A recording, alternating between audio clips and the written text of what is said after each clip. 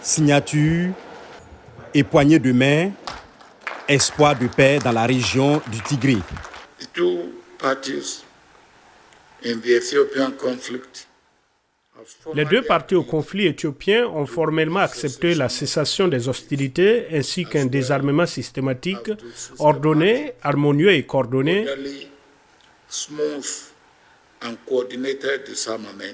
le rétablissement de l'ordre public, la restauration des services. Les médiateurs n'ont pas indiqué ce que prévoit le document concernant les autres acteurs du conflit, l'armée de l'Érythrée et les milices des régions de l'Amara et de l'Afar voisine du Tigré qui épaulent l'armée fédérale éthiopienne. N'empêche, les deux parties ont salué cet accord de paix.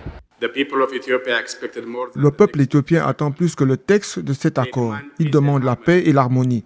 Il désire le développement. Il a bavardé d'une main prometteuse d'un avenir brillant.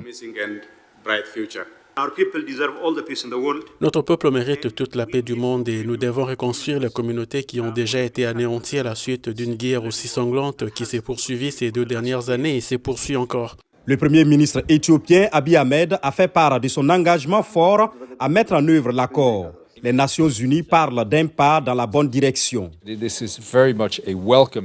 Il s'agit d'une première étape bienvenue qui, nous l'espérons, pourra commencer à apporter un peu de réconfort aux millions de civils éthiopiens qui ont vraiment souffert pendant ce conflit.